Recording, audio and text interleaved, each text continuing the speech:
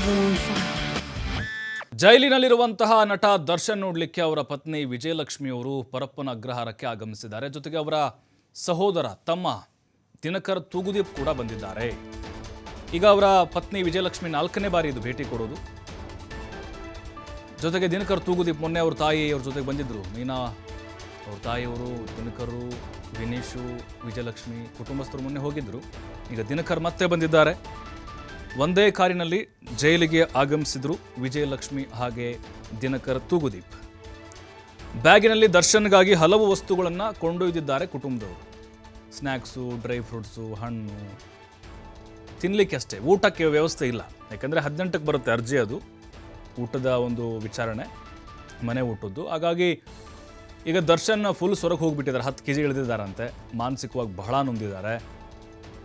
ಬ್ಯಾಗ್ನಲ್ಲಿ ಹಲವು ತಿನಿಸುಗಳನ್ನು ಕೂಡ ತೆಗೆದುಕೊಂಡು ಹೋಗಿದ್ದಾರೆ.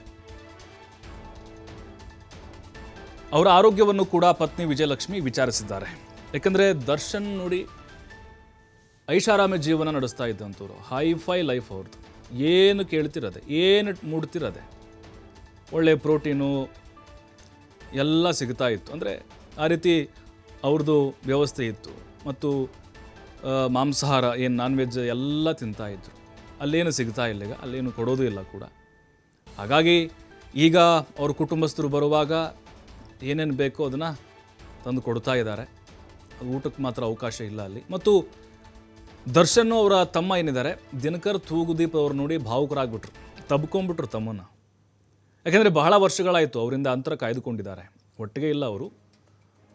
ದಿನಕರ್ ತೂಗುದೀಪ್ ಬೇರೆ ಇದ್ದಾರೆ, ದರ್ಶನ್ ಬೇರೆ ಇದ್ದಾರೆ ಬಹಳ ವರ್ಷಗಳಿಂದಲೂ ಕೂಡ. ಆದರೆ ಅವರ ತಮ್ಮ ದಿನಕರ್ ಏನಿದ್ದಾರೆ, ಈಗ ಸಾಕಷ್ಟು ಕೌಟುಂಬಿಕ ಕೆಲವೊಂದಿಷ್ಟು ಸಮಸ್ಯೆಗಳಿದ್ವು.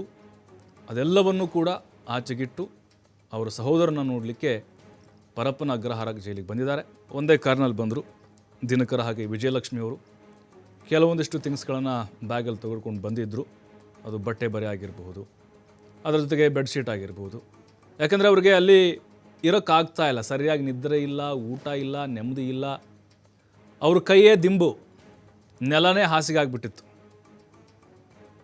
ಆ ರೀತಿಯಾದಂಥ ಒಂದು ವ್ಯವಸ್ಥೆ ಜೈಲಲ್ಲಿರುತ್ತೆ. ಹಾಗಾಗಿ ಏನು ಬೇಕು ಅವರಿಗೆ ಅವಶ್ಯಕತೆಗಳು ಪ್ರಾಥಮಿಕವಾಗಿ ಅದನ್ನು ತಂದುಕೊಡುವಂಥ ಕೆಲಸ ಕುಟುಂಬಸ್ಥರು ಮಾಡ್ತಾ ಇದ್ದಾರೆ.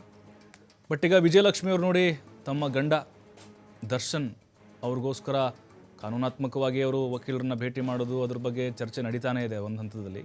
ಇನ್ನೊಂದು ಕಡೆ ಅವ್ರ ಬಗ್ಗೆ ಕಾಳಜಿ, ಆರೋಗ್ಯದ ಬಗ್ಗೆ ಭಾಳ ಕೇರ್ ತೆಗೆದುಕೊಳ್ತಾ ಇದ್ದಾರೆ. ನೋಡಿ, ಯಾವತ್ತೂ ಬಿಟ್ಟು ಕೊಡ್ತಾ ಇಲ್ಲ ದರ್ಶನ್ ಅವ್ರನ್ನ ವಿಜಯಲಕ್ಷ್ಮಿ. ಇನ್ನು ಅವರ ಅಭಿಮಾನಿಗಳಂತರೂ ಕೂಡ ಈಗ ದರ್ಶನ್ ಅವರ ಸ್ಥಾನವನ್ನು ವಿಜಯಲಕ್ಷ್ಮಿಯವರು ತುಂಬ್ತಾ ಇದ್ದಾರೆ. ಅವ್ರು ಒಳಗಡೆ ಇದ್ದಾರೆ. ಹಾಗಾಗಿನೇ ಇಲ್ಲಿದ್ಕೊಂಡು ಅವ್ರಿಗೆ ಸಂದೇಶಗಳನ್ನು ಕೊಡ್ತಾ ಇದ್ದಾರೆ.